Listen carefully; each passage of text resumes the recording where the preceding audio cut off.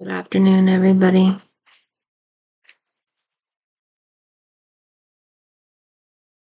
Um, I already made a video earlier this morning, but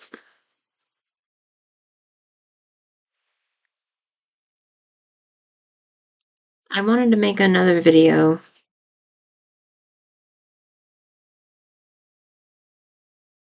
because I really enjoy making these videos. Um, but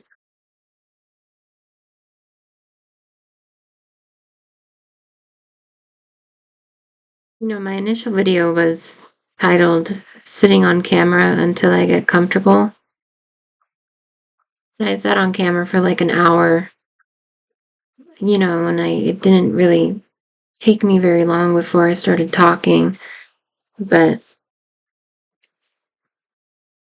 I've made a few videos since then, but the reality is that I'm still not really comfortable. I'm still not comfortable on camera.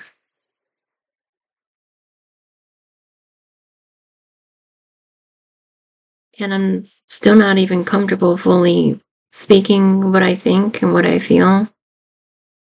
My communication is still extremely strained.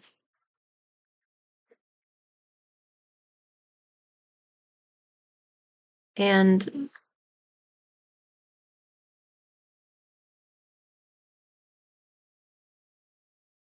that bothers me very greatly because I want to be very open. I'm an honest person by nature. And I'm a vulnerable person. At least that's what my PTSD assessment report said, that I have vulnerable character.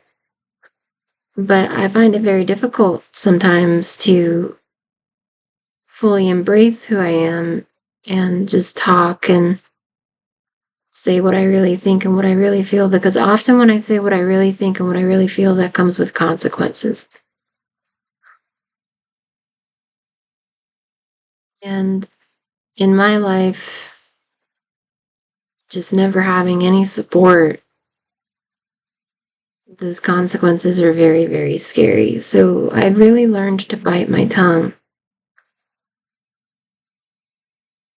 But not even just bite my tongue. It actually often feels like there's things that I'm thinking and there's things in my mind that I want to access, but I'm too scared to even look at them. It's like my mind is a museum of many thoughts and art pieces that I've made, because that's how your thoughts, you make your thoughts. And they're all sitting there, and a lot of them are very old, you know? And it's like I'm scared to even look at them.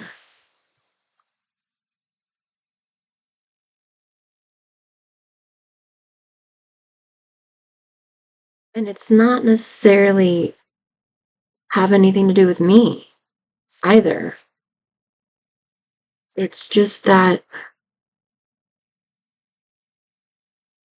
sometimes I'm sorry for my chest is all red. It's just my skin is very sensitive,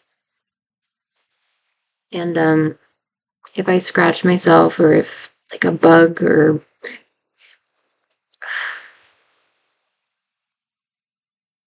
you know it gets red and it stays red. I tend to get hives because of my anxiety too, so that makes things very difficult. But anyway, it's not even necessarily like something about me that I'm unwilling to face. That's not what it is, which most people, you would assume that it would be something like that. But no, it's not that. It's literally just that my life is so volatile. I've never had any I've never really had a home. I mean, growing up in my crazy abusive family that contributed a large amount to my now current complex PTSD that I deal with and take all my meds for. Um, Obviously, when you're dealing with parents, there's shit you can't say or else you'll get smacked. But in my case, it was also much more extreme because if you're familiar with, narcissistic abuse, it's literally like a form of psychological torture. Not only are you not allowed to say things, you're often not allowed to ask things or think things. And often, you just get punished. That's what it's like being the scapegoat. You just get punished because they felt like punishing you, and then you're left wondering what the fuck you did. It totally breaks your mind, which has happened to me. My mind has been broken. Excuse me, I'm so sorry. And I took a while actually to start this video because,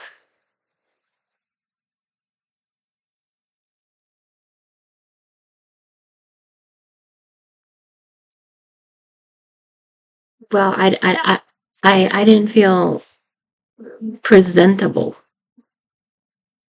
I was messing with my hair a lot before I started this video, and often that is a major barrier for me. Before I do anything, is do I look presentable? And, that's a barrier for everybody. That is a huge barrier for everybody. People don't want to,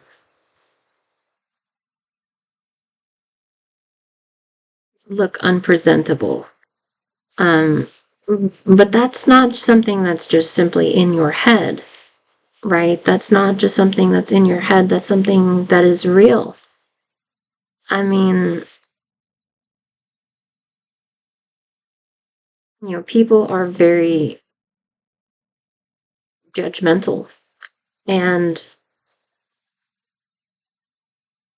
people are very, I'm so sorry, excuse me.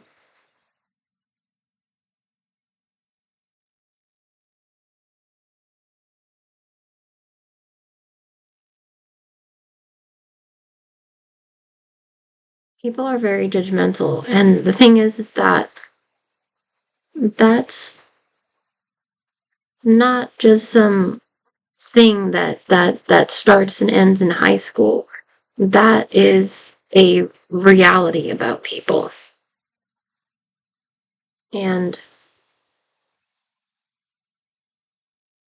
but that poses significant hazard to people who are attempting to navigate a social landscape that is comprised entirely of barriers. And these barriers, they hold resources that a person needs. It starts as very, very early when you're little.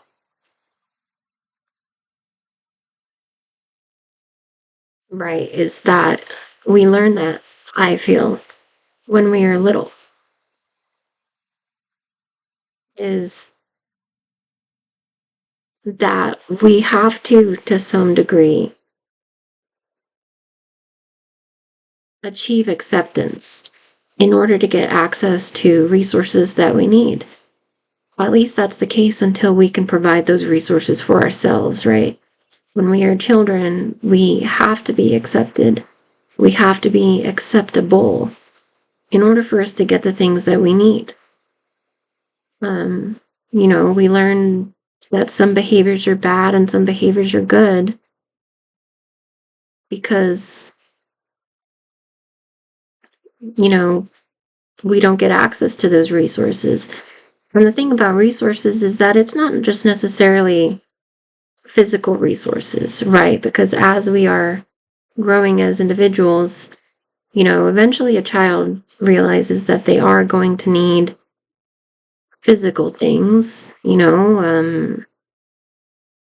a phone, a job, or shoes or something.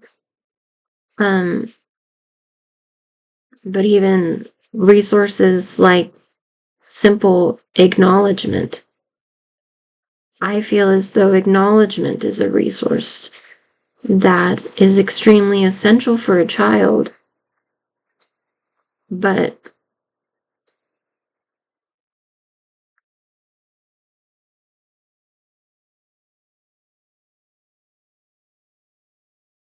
it's kind of considered very,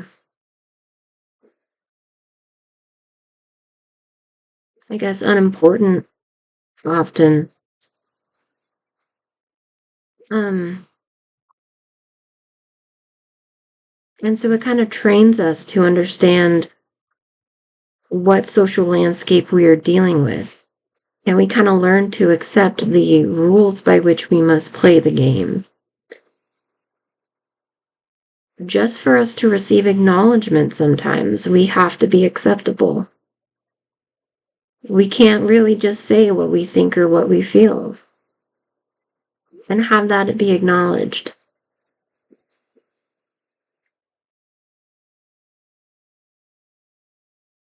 Because it can come with consequences.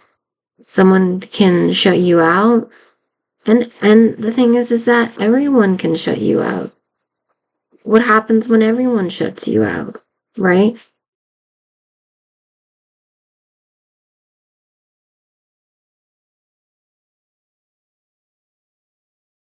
And so,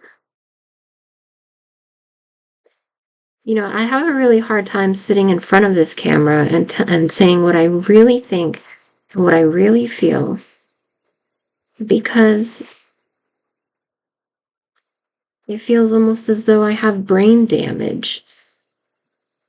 And I understand PTSD is actually considered brain damage by a lot of neuroscientists, particularly Van der Hoek or whatever. The guy who wrote The Body Keeps the Score. He's the big PTSD guy. The big guy that's people love right now. Van der Kolk or something. And so it was hard for me to just even begin recording this video because I'm sitting here trying to fix my fucking hair and I don't know if I'm like presentable enough. And the thing is that I used to be a Twitch streamer and I used to Twitch stream like 3 times a week.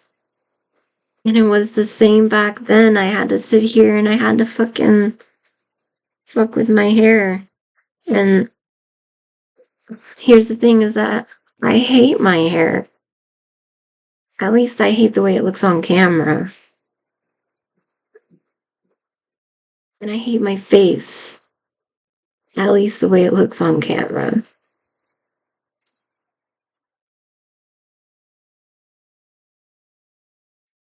And these things can be fixed. If there's something I don't like about myself, I can always change it.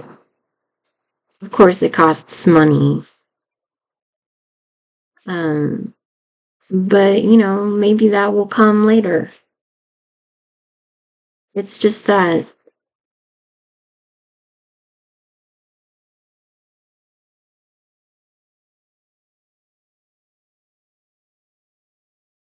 I don't really, sometimes it becomes very intense.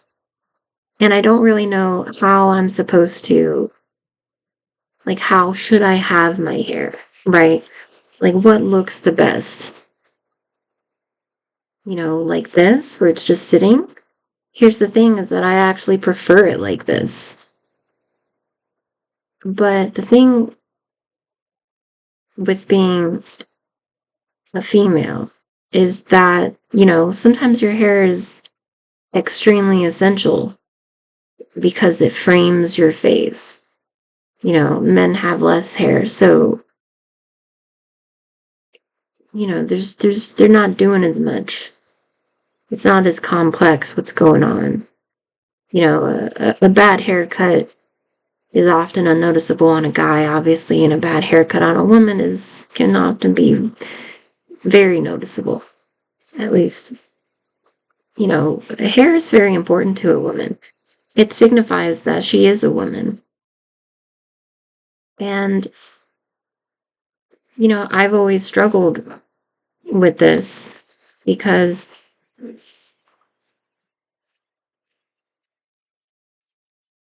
of my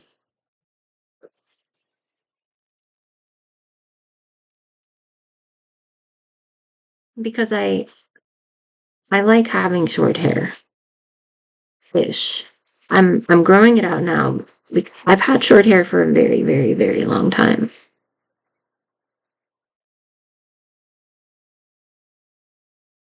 But obviously when you're a female and you have short hair, you got to be really careful or else someone might think you're a dude, you know? And so it makes the details extremely important. And considering the fact that I have so much dissatisfaction with my own face, it just increases the intensity and the pressure to make sure that my hair at least salvages this face that I have, this face that I'm working with. And,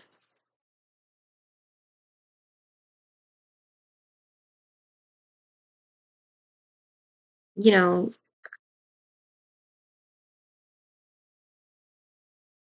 I'm no idiot. I know how society functions and I know how the world functions and how the internet functions.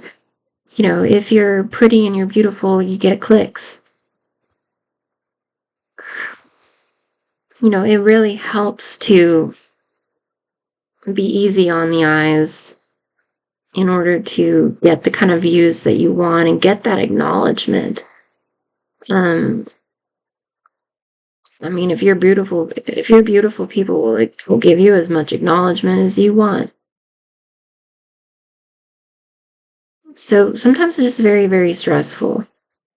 Um,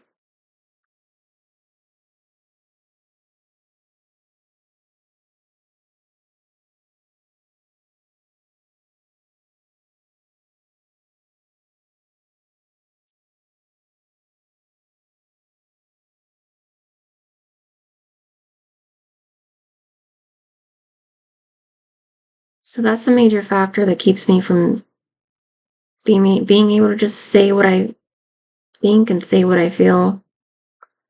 And another big factor is the fact that I don't have my own housing. I'm sharing housing with a roommate who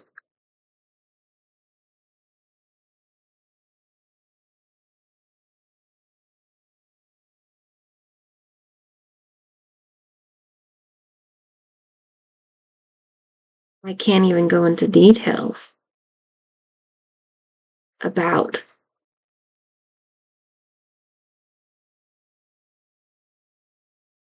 All I can say is that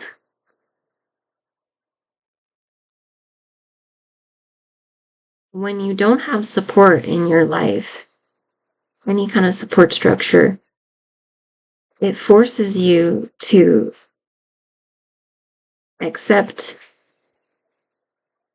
it forces you to basically do to dance like a monkey in order to get that support.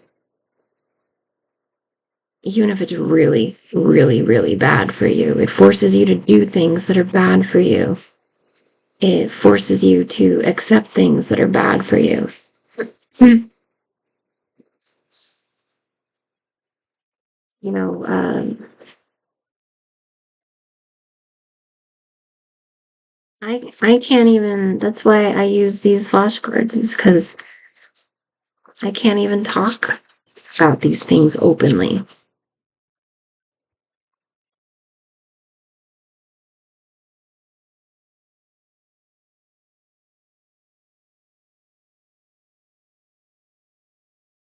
And that really bothers me.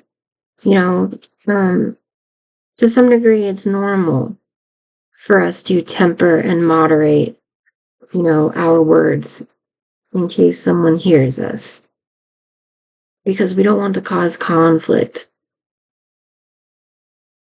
But when you are dependent on people and you never learn to take care of yourself, such as me, I still have not figured my shit out yet. It places a great deal of anxiety and intense fear upon you that to not rock the boat. Even though it's totally not acceptable. And that means you can place yourself in poor company, perhaps even dangerous company, and it can get so bad that you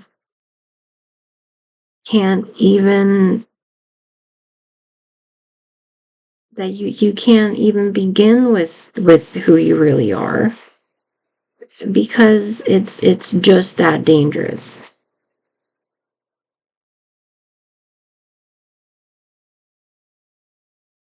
And oftentimes we just know, right? Oftentimes you just know with people sometimes that this particular type of person could never understand or would never accept you.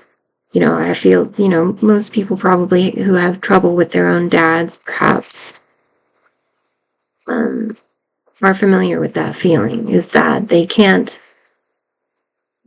can't share what they really think and what they really feel with their fathers. It's very common, I feel. Excuse me.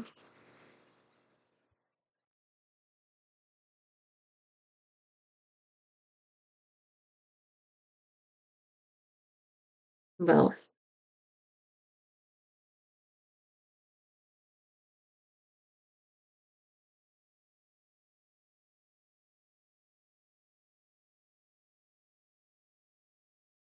it's very hard to pull yourself out of that habit of making yourself acceptable for other people in order to survive. It's very hard to pull yourself out of that habit when it's all you've ever known. And here's the thing.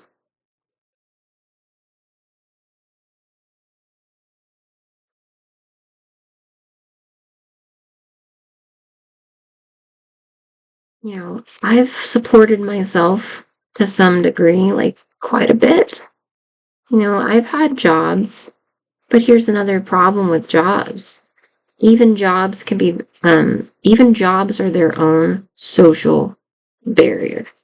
Even jobs are their own social landscape where you have to some degree, take a risk on whether or not you will be accepted. And in my case, that's always been extremely difficult for me. I did used to work at a hotel, and I worked there for 4 years. Okay. Basically, I was struggling with my PTSD really bad, and my parents were, very abusive, and they weren't really helping me. They were actually making it worse. They were being very harsh with me, and they were punishing me for things that I had no control over because I had no control. I was suffering from a mental illness. It was much worse back then. It's pretty bad now, but it was much worse back then. I had no control. And, they would punish me for things that I had no control over. And basically, they basically just forced me to take this job at this hotel. And And I worked there for like maybe 3.5 years. Again, there's so many things I can't tell you about this whole story, simply because of who might hear.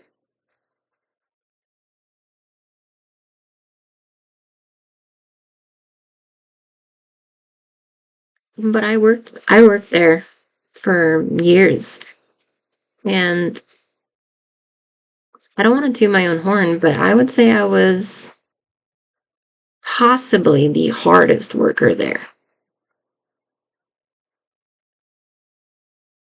Because when you go through everything that I've gone through, that really does kind of make you, really does kind of harden you. It kind of coarsens you. It makes things,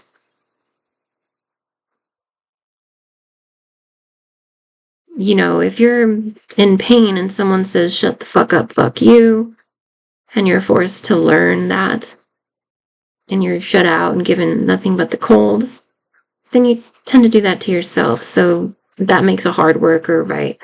A low maintenance person is a very hard worker, right? They accept what they're given, and they do what they're told. So, yeah, I maintained that job for like 3 whole years at least. I've had other jobs too, but um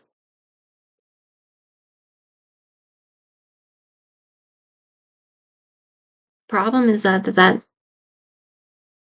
you have to maintain acceptability even in that space in order to provide for yourself the resources that you need to survive.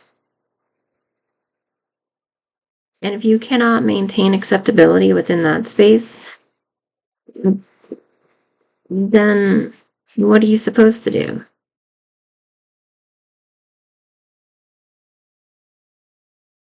And most people understand this, right? Most people do not like working for someone else or, dealing with rude customers.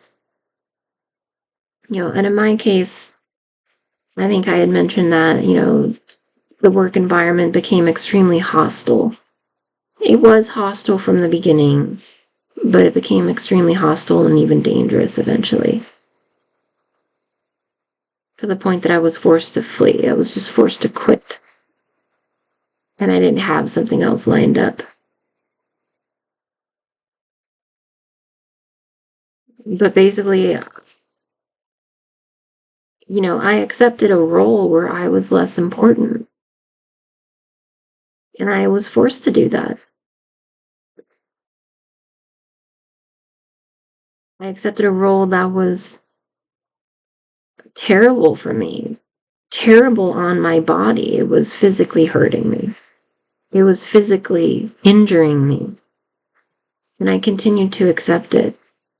My inflammatory bowel syndrome got much worse. My PTSD went completely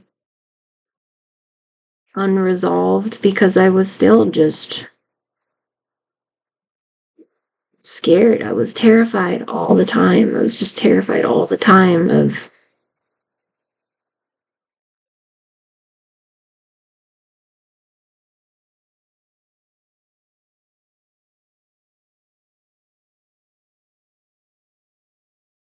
violence. I had come to expect that from my family and from people.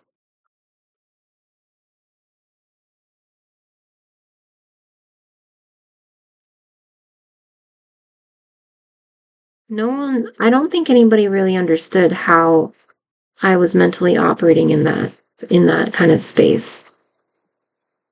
That I don't think anyone there really understood what my motives were,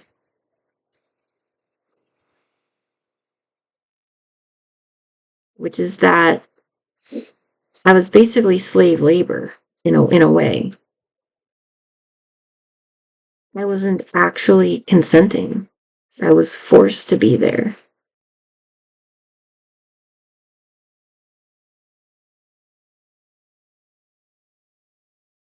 it wasn't really necessarily what I wanted. And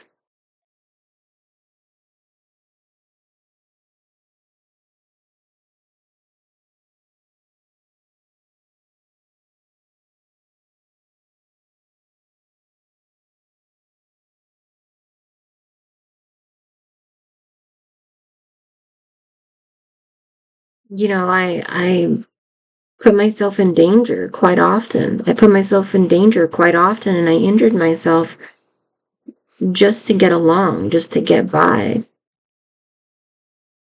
And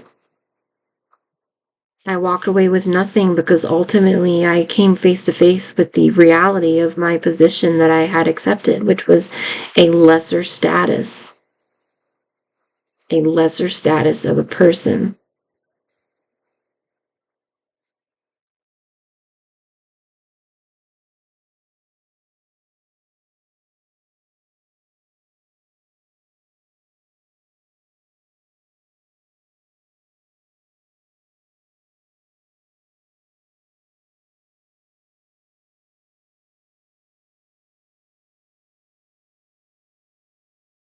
It's, and so most people, right, they acknowledge the difficulty of, working for somebody else and the difficulty of, navigating a social workplace. So they go into things like trades.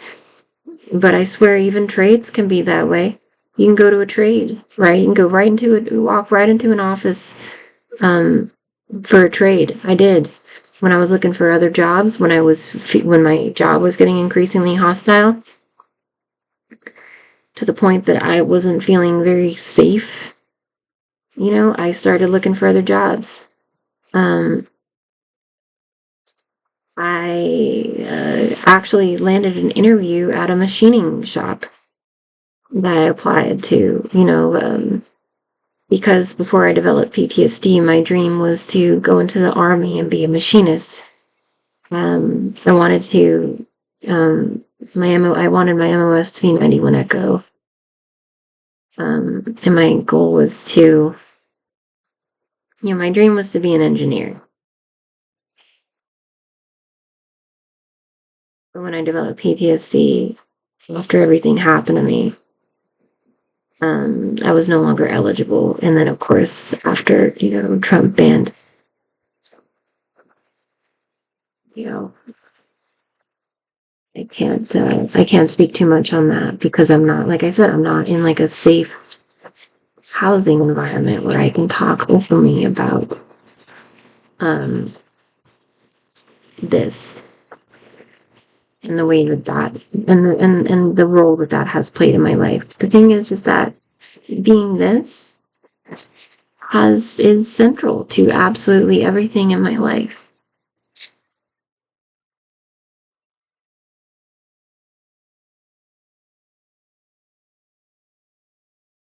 But I'm not in a safe environment to be open about that kind of thing.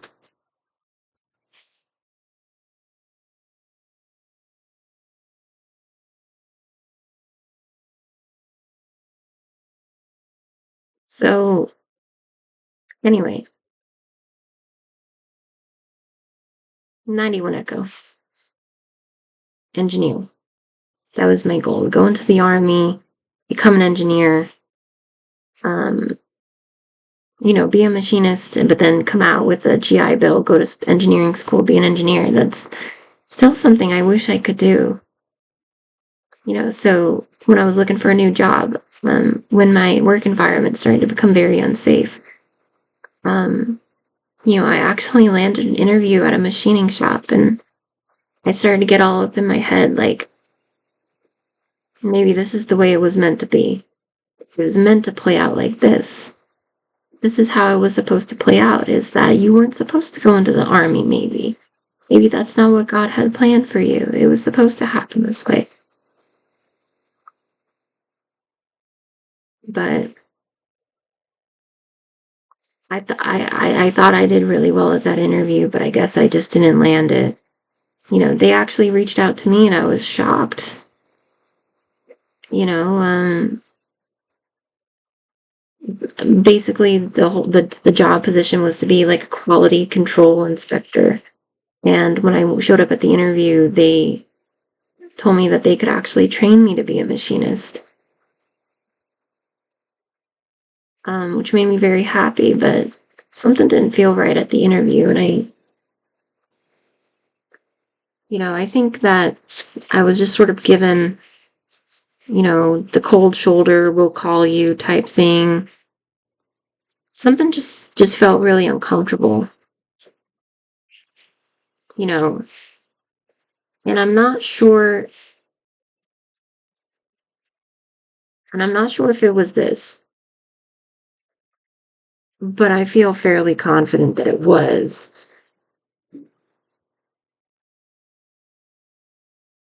Of course, is it obvious? Who knows, right?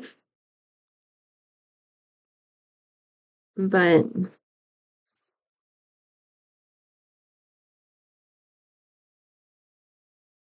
I'm fairly certain that it had something to do with that because there was a thing that I can't really explain. Um, and that really hurt me anyway. That really hurt me. So, because I really wanted that job at the time. I really wanted that job, and that would have helped me. I wouldn't have to flee, and I wouldn't have had to put myself in the position that I am in now. Right? I would be more independent.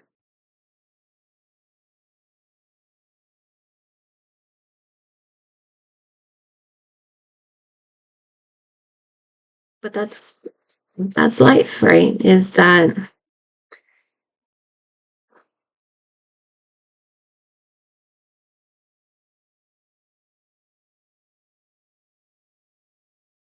you get to eat when they say so. You get to breathe when they say so. You get to sleep when they say so. You get to think when they say so.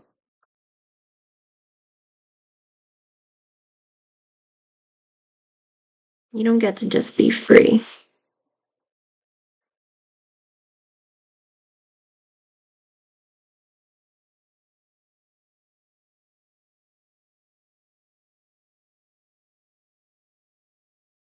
Unless, of course, you find people who love you for who you are.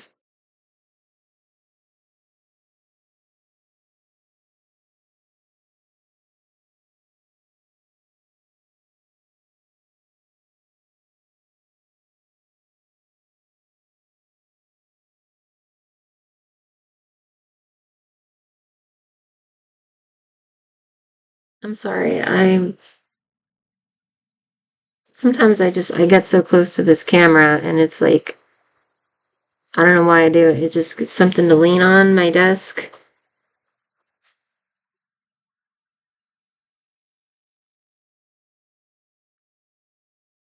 Um,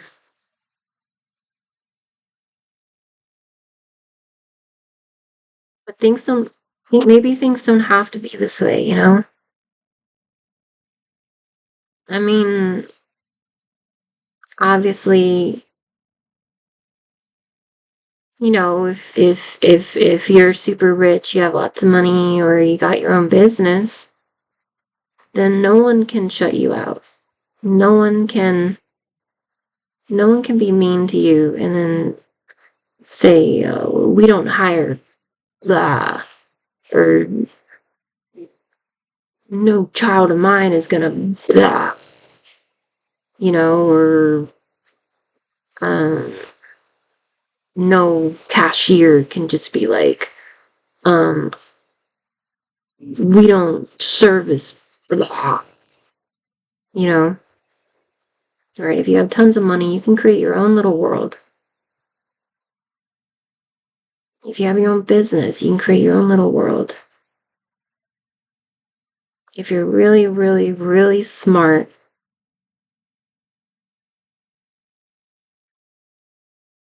Maybe you can even make this cruel, cruel, cold world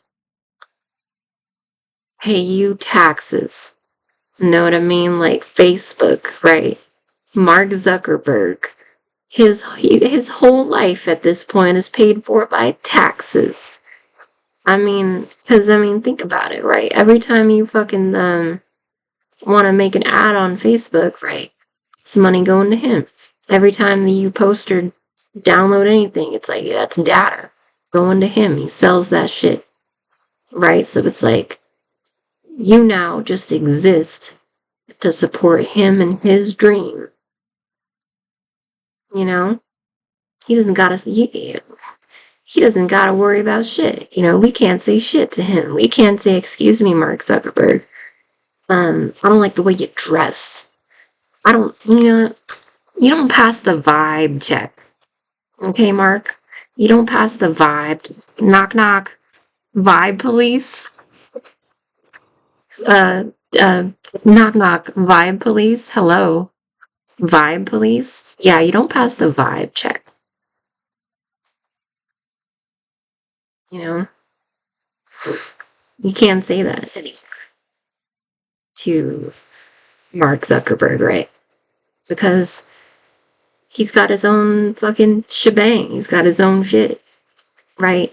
Jeff Bezos has got enough money to literally create his own fucking world, right? Jeff Bezos. I mean, you know that at his primary residence, he has hedges that are like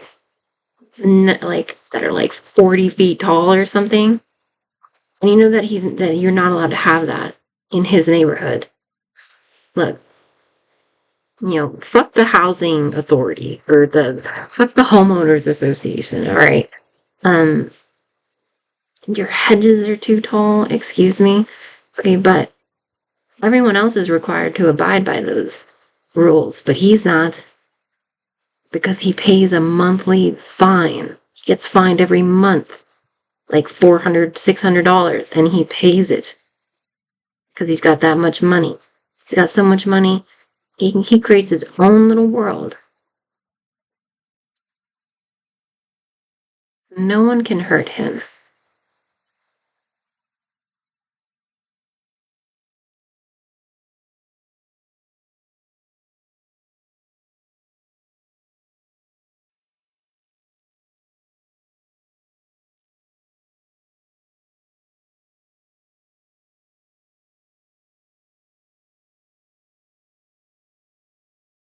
I wish I had my own little world.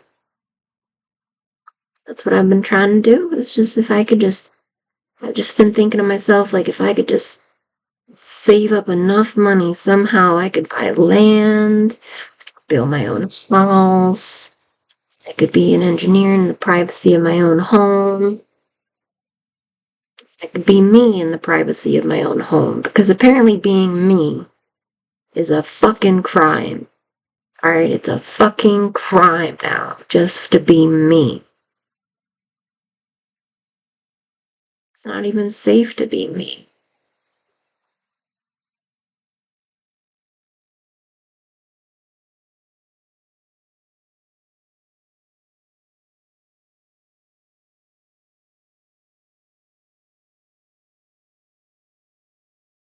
And I'm all alone.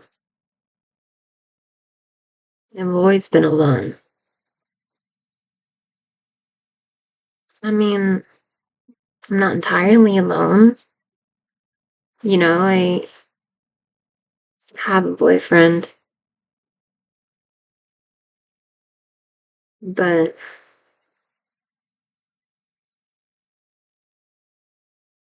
he recently told me that he's uncomfortable with some of the things that I said in my videos. So he doesn't really want to be with me anymore.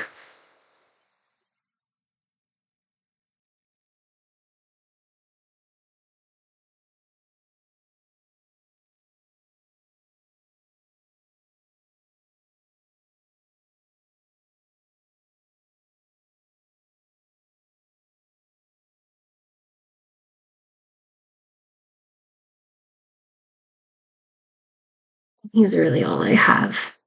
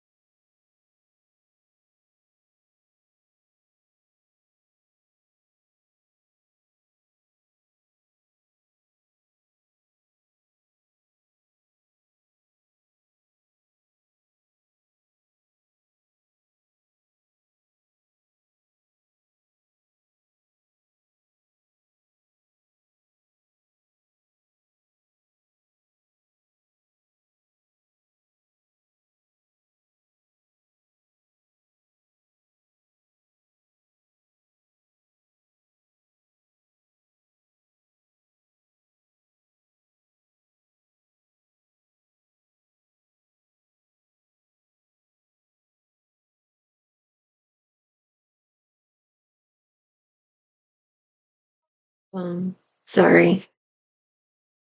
I'm just thinking. Doing the thing again, aren't I? Where I'm getting too close to the camera. Anyway, I'm not really sure what I'm supposed to do. Because I went to school and I wasn't welcome there either.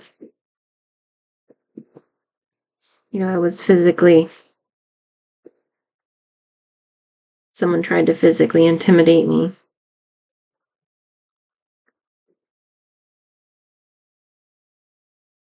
I was harassed and bullied.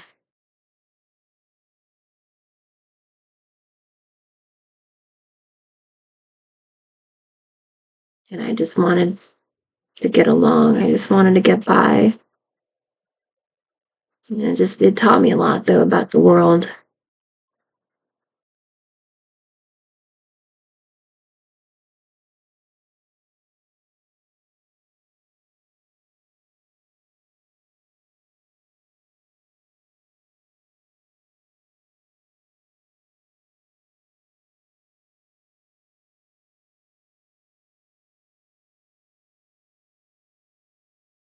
I wish my eyes weren't like this. They're like, they both kind of, like when I'm looking straight ahead, they look straight, but something about them is like all messed up, I swear. Like they just don't look. Yeah, it's like I have to force this eye. I think it's a trauma thing, actually. I think that this is a trauma thing because it's almost like this lazy eye, it really started when I developed PTSD.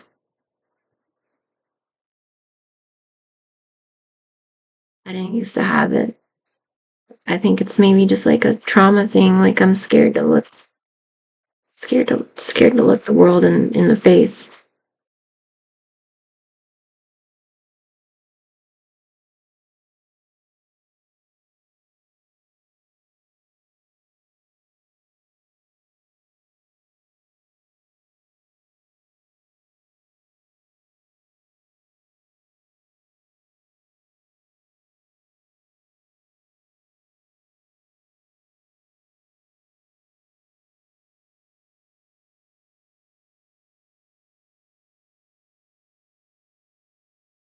What was I trying to say?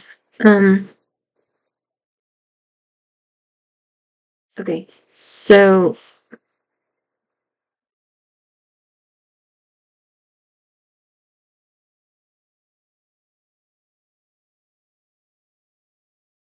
um, I don't know what I'm trying to say. I just really like making these really long videos. I'm sorry. I'm fucking sorry. It's just, I like making videos. I just don't know what to make them necessarily like about all the time.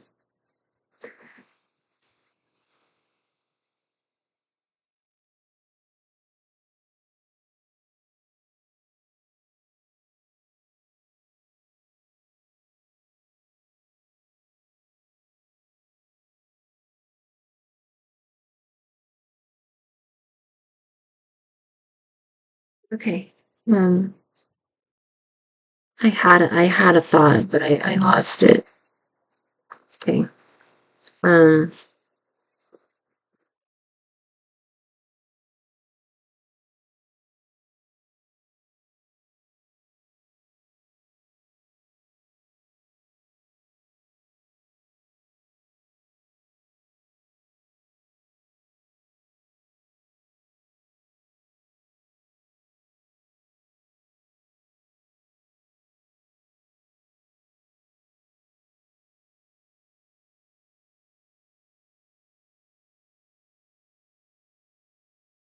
fuck am I just staring at the camera for? I don't even know. Why am I just staring at the camera saying nothing? Click stop recording. Fucking click it, Taylor. Fucking click stop.